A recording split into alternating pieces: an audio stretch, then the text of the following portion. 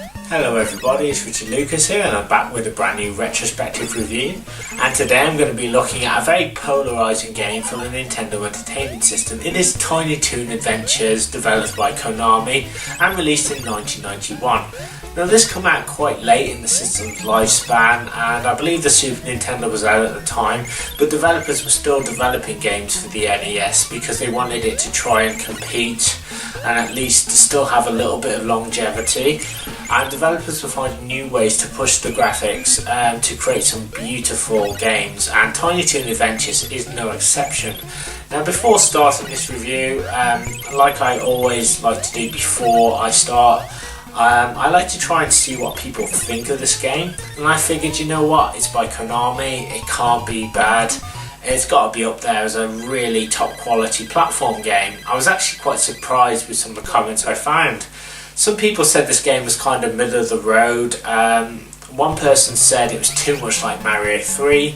Somebody said it was just too punishingly hard, and one review actually said I cannot recommend this game even though it's based on the Tiny Toons license. And I was really surprised by this, and I thought, Konami, really? Did they really drop the ball with this game? I mean, Konami made some of the best 8-bit games of all time. In fact, most of my life has been spent playing Konami games, and my experiences have always been positive. So could Tiny Toons really be that terrible of a game? So it kind of got me curious. And since I already own the game on emulation, this is the 150 games in one super cartridge, and it actually has Tiny Toons on. I decided to give it a go and basically see whether these reviews were correct, or basically what the crack was with this game, where some of the problems lie, you know, because I just couldn't imagine Konami making a bad game. So, should this game really be cast into retro hell? Is it misunderstood? It's time to roll up my sleeves, visit Acme Acres and Acme University, and check out Tiny Toons for the Nintendo Entertainment System. So let's do it, and let's get this review started. They're tiny, they're toony, they're all a little loony. It's Tiny Toon Adventures for the NES. Developed by Konami and released on October 22nd, 1991, the stars of Acme Acres are on a quest to rescue Babs Bunny, who has been kidnapped by the no-good Montana Max, who has taken her to his mansion. It's up to Buster Bunny, Plucky Duck, Dizzy Devil and Furball to trek across 6 areas, facing all manner of platform perils in order to try and get their co-star back. This was the very first Tiny Toons release on any system and a late release for the NES. The game showcases some of the best looking graphics and animations for the 8-bit wonder, and really replicates the look and feel of the Tiny Toons cartoon well. Although I really liked the show, I only watched a few episodes or flashes whenever it was on in the 90s. So I was aware of it, and there were frequent repeat shows in the mid to late 90s on television anyway. The concept of the show is that Buster, Babs, Plucky, Dizzy, Furball and a host of other characters attend Acme University in the hopes of becoming the next generation of Looney Tunes characters, earning a Toon degree. Not only that, but the stars are taught by the old school such as Bugs Bunny, Daffy Duck, Porky Pig, etc. Despite only lasting 2 seasons, the show was immensely popular, and to capitalise on the success of it, Konami acquired the Tiny Toons license and set about making a game that would hopefully represent the strength of the show and utilise the main characters well in a platform game for the NES. Konami were one of the best developers when it came to NES games, and always produced high quality 8-bit titles which drew considerably from the source material with some incredible platform dynamics and features. So it was obvious right from the start that Tiny Toons would be no different from their other classics and would be somewhat a successful title. Having done some research on what people thought of this game, I was quite surprised that although many praised the graphics and gameplay, most people felt that it was just a little too influenced by Super Mario Bros. 3, was too short and was also punishingly difficult in parts. Many reviews of this game were average and generally were 3 to 4 marks out of 5, so despite it being a Konami game, the consensus felt that it just falls short of the mark for being another classic game due to some of the game's requirements. I had played this game before, but had never ever completed it because I found it to be extremely challenging and a little unfair in parts. I would often get to the final stage and give up because of the sometimes insane obstacles that needed to be overcome. I do concur with many reviewers out there that this game can be extremely difficult and downright cruel at times. However, does this mean I'm going to send this game to the depths of retro obscurity? I need to play through this title and see the problems this game has for myself. So it's time to roll up my sleeves, to visit Acme Acres and try and push myself to beat this tricky Tiny Toons title once and for all, and see if it's really all that bad and whether I can actually recommend it. So let's push on with another Richard Lucas retrospective review. Video game story. According to the manual, the Tiny Toons are feeling extremely miserable and depressed due to Babs Bunny's disappearance at the hands of Montana Max. The whole thing started at the Acme Animation Festival, in which students submit short films to the judges in the hopes of winning an award. Montana Max has always been a consistent winner each time due to the money and influence he has. At every festival, Max has managed to bribe the judges to guarantee he always walks away with a trophy for Best Student Film. This year, however, things are different. For some reason, Max just cannot bribe the judges no matter how hard he tries, and Buster Bunny walks away with Best Award for Best Student Film. Angry, jealous and full of hatred at losing for the first time, Montana Max manages to grab Babs Bunny, who was about to visit Buster, to give him a much deserved congratulatory hug. Max and his cronies sweet talk Babs into coming back to the mansion, telling her that they can make her a big star. Babs falls for the trap and Max locks her in the main room of his mansion. There he waits for Buster and his friends to show up so he can ensure they never make it back to Acme University. However, Buster, Plucky, Dizzy and Furball decide to make a stand and work their way through Acme Acres to stop Montana Max and rescue their friend. Video game gameplay. Tiny Toon Adventures for the NES is a 2D platform game that places the player in the role of Buster Bunny and also a secondary character which can be chosen before a new area is started. There are 6 areas in Acme Acres that must be beaten, and each one contains a few challenging sections that have to be overcome in order to reach the next one.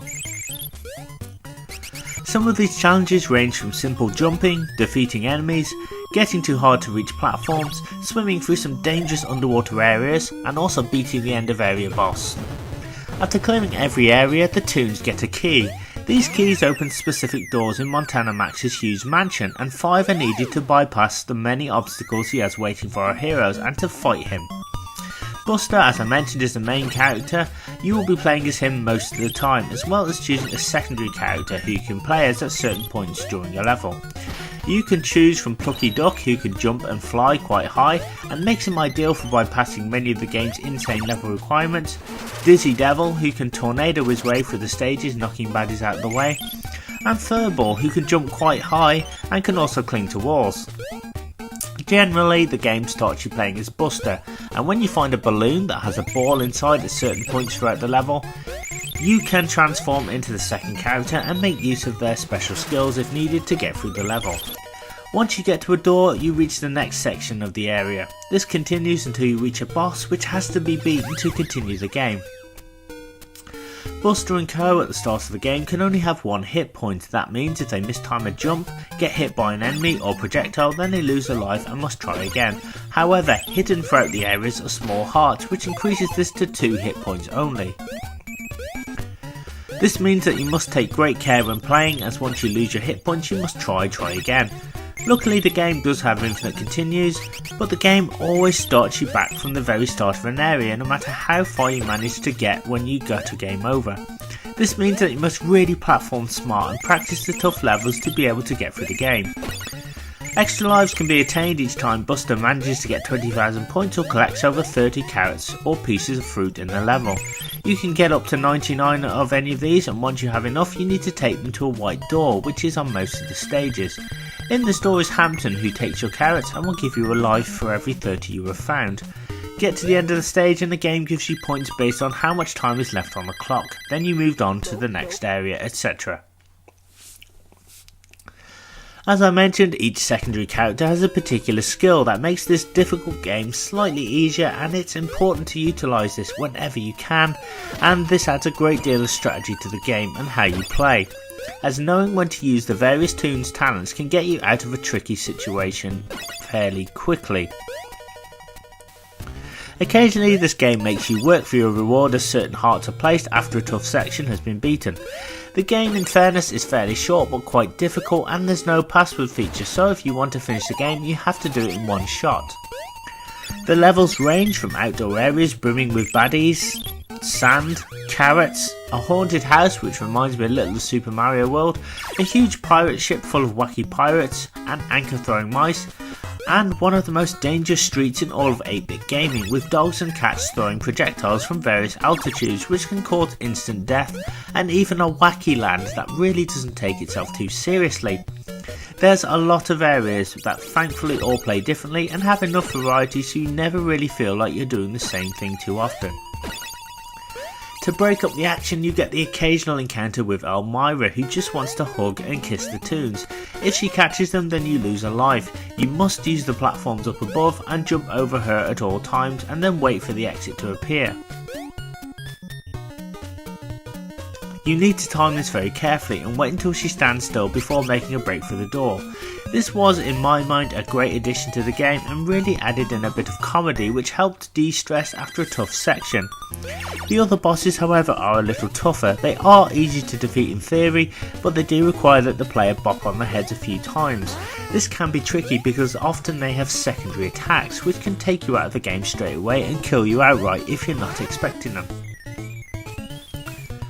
The first proper boss you face in the haunted house does this. He kinda reminds me of Robert Smith from The Cure, wearing a white coat and riding a skateboard whilst throwing an anchor around.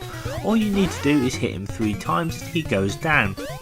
So the method to defeat the bosses is really easy, but it's just the projectiles they throw or the attack patterns they use that can make you lose concentration or seemingly make the battles a little harder than they need to be, which again isn't always a bad thing, but if you lose, the game throws you back and you have to platform through again just to get back to face the boss one more time. One of the strangest bosses is the giant ape on top of a huge metal bar. After stomping on the ground, he produces these mini apes. The idea is to jump on one of them at least to make the ape mad so that he will eventually destroy the platform he is standing on and fall to his death. First time I just didn't know what to do and lost time and time again. Once I was able to work it out, I took him down no problems. I do think that this is a clever idea and keeps the player on their toes. All the characters control really well, but I will say that Dizzy can be a little hard because when using his spin attack he whizzes across the screen until the power meter runs out, and I did find him a little hard to control if I'm honest. I do recommend always choosing Plucky, as he can hover in the air for a short time and bounce off enemies. This will propel him to new heights and allow him to float over or just seemingly avoid some areas altogether. Overall though, the platforming is very tight and responsive and just what you would expect from a Konami game.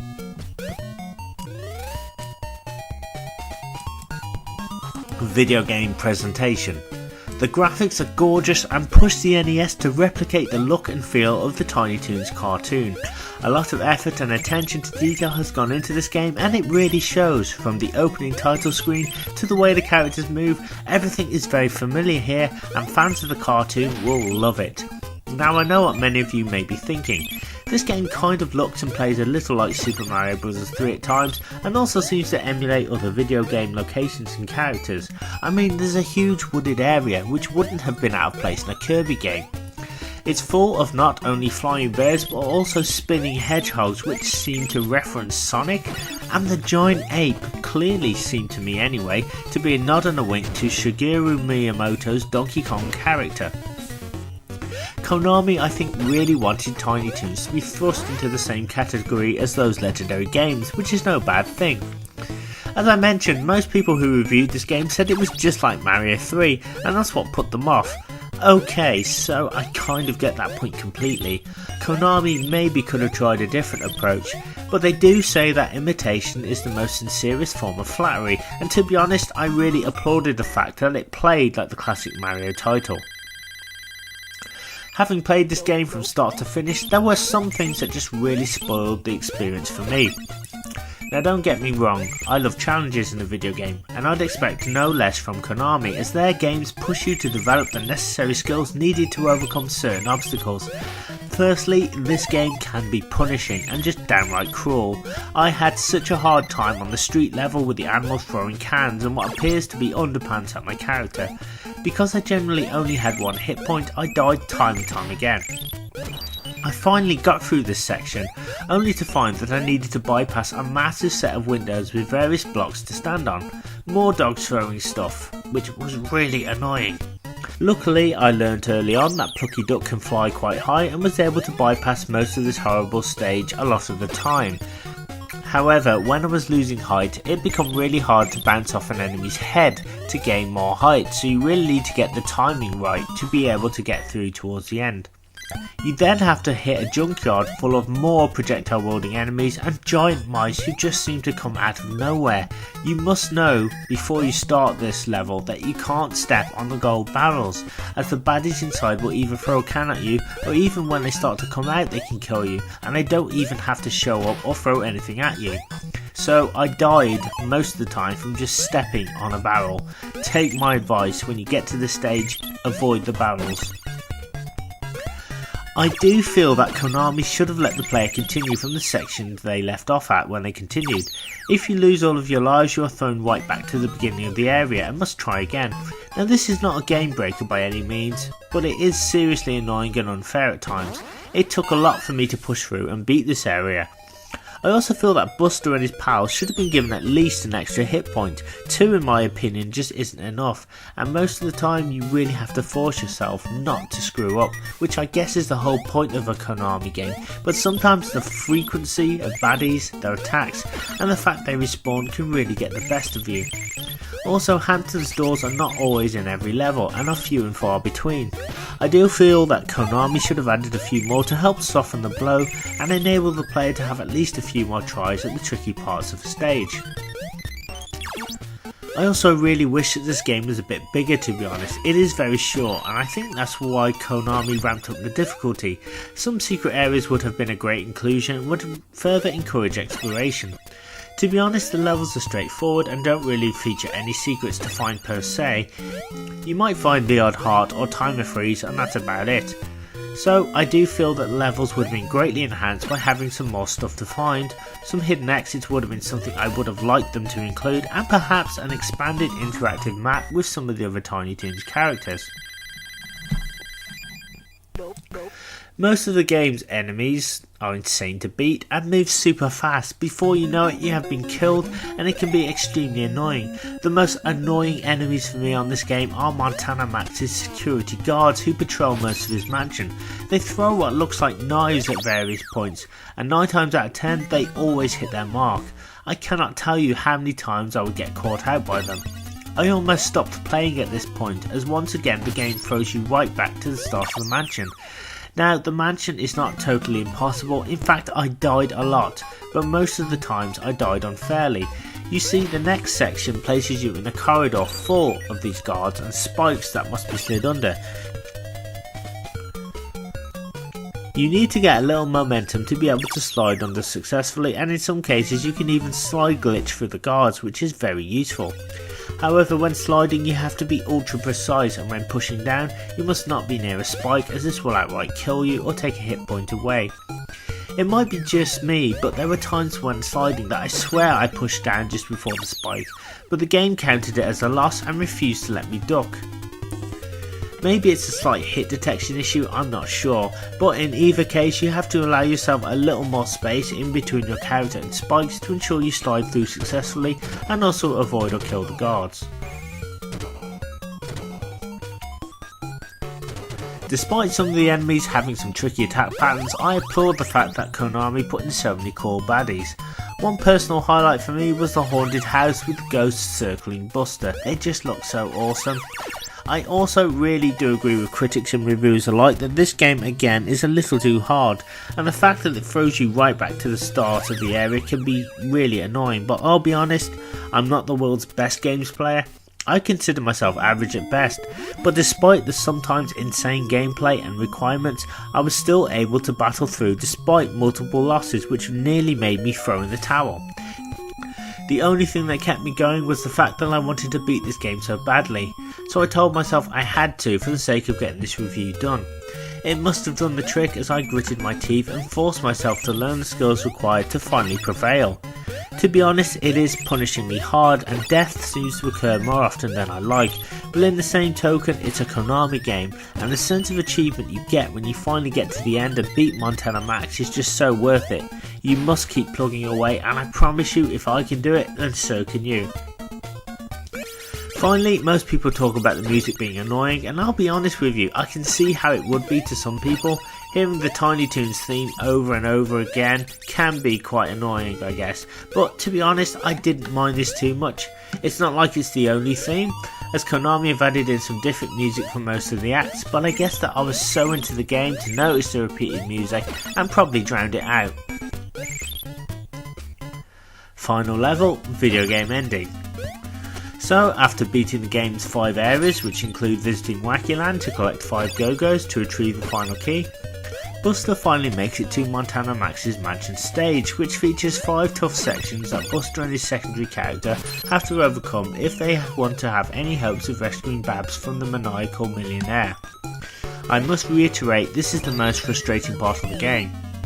And if you die on any portion of the stage, then you must start right from the first section, and this includes if you lose on the max boss battle as well.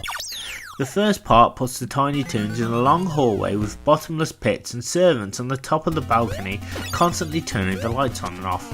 Also, Max's tough knife-wielding security guards are moving back and forth, and careful timing is needed here to avoid their attacks and to quickly pounce on their heads. Once you eventually make it to the first white door, it opens with the first key, and this is where you face the dreaded spike sliding section. Guards are patrolling this area and you must either avoid them or take them down in order to make some space to run and slide under a succession of spikes. Again, this is extremely tricky because if you go back too much the guards respawn and you will be outnumbered before you know it and dead. If you can somehow get through this, then Montana Max is really upped his game. He has placed some cannons on either side of the walls, and your character must ride a lift upwards and either duck or jump and use the right timing to avoid being shot. I found this to be extremely stressful and annoying, as one hit is all it takes to send your character right back down below and to the start of the mansion. I will say that it's really hard, but once you practice and manage to duck and jump at the right times, then the section does feel kind of short and achievable. I think part of the problem comes in the middle at this sequence of cannons.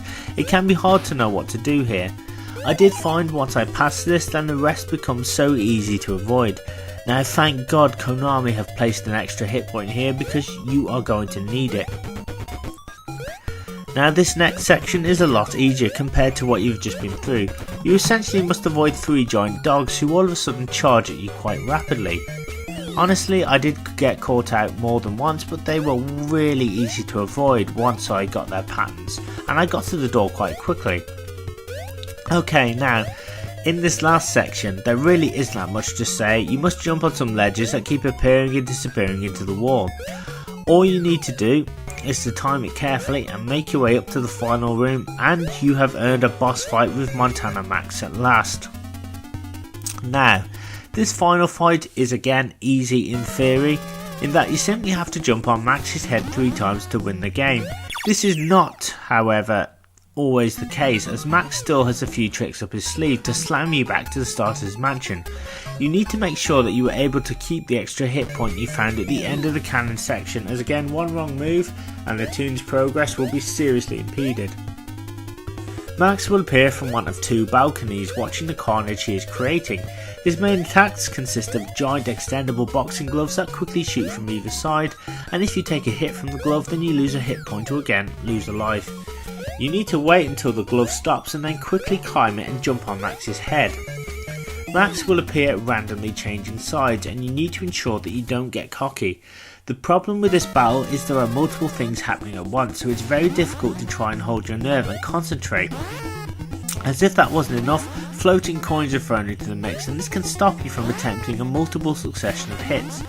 Now I know it's possible to hit Max 3 times straight away, but this is a really risky move and I do recommend using Plucky for the final battle, as he can get higher once he has landed a successful hit.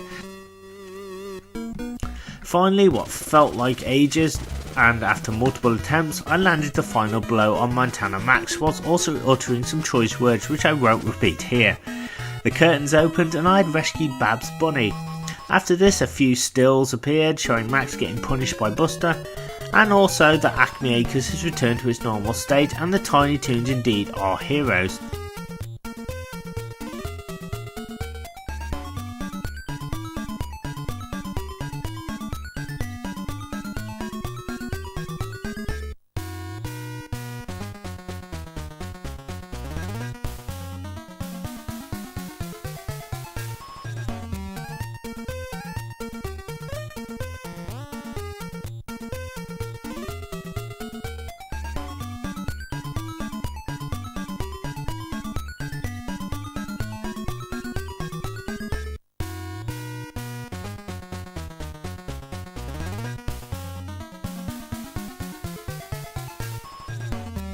Then, my favourite part of any 8-bit game is the credit screen. Congratulations, you've just beaten one hell of a tough game. Once it's all over, that's about it. Now there is something extra and cool the player can unlock, and that is a bonus boss fight with none other than everyone's favourite villain, Darth Vader. That's right, it's a complete Star Wars rip-off, and to fight him you must have exactly 11 carrots at the end of a boss battle and before beginning the next area. It's a very bizarre number, to be honest. I thought at first that you had to get over that amount to win this battle. Apparently it has to be exactly 11.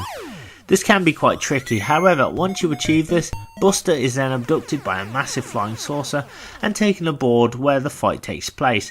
If you lose on this battle then you cannot fight Darth Vader again until you have 11 carrots, exactly on the start of the next area. Very cool indeed. Final thoughts. Tiny Toon Adventures is another quality platform game from Konami that really replicates the fun of the cartoon and mixes it up with some Mario-esque gameplay. It is a little too hard and unfair in certain sections and would have benefited with Buster and his characters having a little more health, or at the very least having the opportunity to level up their health bar, which would have at least allowed the player to get used to what was happening. Often deaths come so thick and fast, I had no time to react or even work out why I died most of the time, the barrels in the junkyard being one prime example. I mean, the cat's animation was loading up to fire, yet when I stepped on a barrel I was killed instantly despite the cat not being there. Tiny Toons is a tough short game that may have you tearing your hair out, especially the street levels and in Max's mansion. Konami really should have balanced out the game a little more, as younger players and fans of Tiny Toons might not want to continue playing after dying constantly. Do I think this is a terrible game? No, but I certainly wouldn't call it a below par one either. Whilst graphically it looks beautiful and the gameplay just feels right, the game is a little too hard for its own good. However, if you, like me, want a challenging game that will stretch you, then Tiny Toons will certainly do that. Anyone thinking that this is an easy game will get a shock, as the sometimes unfair enemy patterns and hazards will really test your patience. Can I recommend this game? Only if you want a game that will beat you many times before you beat it. Okay, with that being said, I give Tiny Toon Adventures on the NES a Looney Toon-tastic 4.1 out of 5. It is definitely an above average platform game that looks and plays great. Konami have really done the Tiny Toons justice with this game, and it's a great use of the license. However, there are just a few things that stop it from being up there with one of the best 8-bit platform games of all time. It's still an awesome game, and some fun and enjoyment can be had if you're prepared to put the work in. So there you go guys, that's another retrospective review, and I have to say I had a lot of fun doing this review, and to be honest, as hard as the game was, I actually had fun with it, and I kind of want to add that yes, this game is hard, and I'm not taking anything away from what people think of this game, because when I first played it I couldn't get anywhere, but it's just like any other Konami game in that it forced you to learn the skills you needed to get through the game. So anyway, I hope you've enjoyed this retrospective review. Thank you so much for taking the time to check out my RetroPlay channel and my videos, and please don't forget to comment, like and subscribe to support the channel. Keep checking back for new retro content, and please don't forget to give me some feedback as well, and join me next time for another Richard Lucas retrospective review. Thank you so much, and I'll see you again.